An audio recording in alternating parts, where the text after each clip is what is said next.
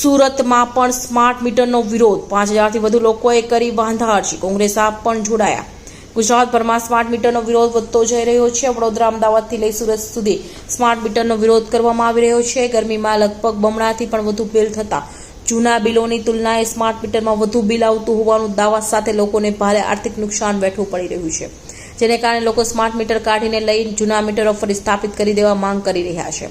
માહિતી અનુસાર કોંગ્રેસ અને આપના કાર્યકરો નેતૃત્વના આયોજિત દેખાવમાં 5000થી વધુ લોકોએ ડીજીવીસીએલના એમડીને અરજી સોંપી હતી અને સ્માર્ટ મીટર ન લગાવવા માંગ કરી હતી। કોંગ્રેસના આગેવાનો સાથે સોસાયટીના પ્રમુખો પણ આ દેખાવમાં સામેલ થયા હતા।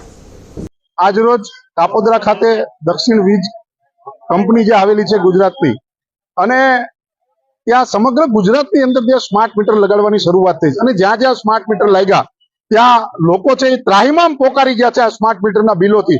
ત્યારે પૂણા વિસ્તારની જુદી જુદી સોસાયટીઓમાંથી સુરત શહેર જિલ્લા કોંગ્રેસ સમિતિ દ્વારા વિરોધના કાર્યક્રમ શરૂ થયા અને એવું નક્કી કર્યું તમામ સોસાયટીના પ્રમુખો આગેવાનો દ્વારા કે ઘરે ઘરેથી વ્યક્તિગત ફોર્મ ભરી અને આપણે આપવાનું છે, એમાં ગ્રાહક નંબર અને એમનું જે લાઇટ બિલ છે એમની ઝેરોક્ષ છે કે અમારે આ સ્માર્ટ મીટરની જરૂર નથી, અમારે ત્યાં સ્માર્ટ મીટર લગાવવા આવવું નહીં, એવી 5000 જેટલી અરજીઓ આજે પ્રથમ તબક્કાની લઈને આવ્યા છે।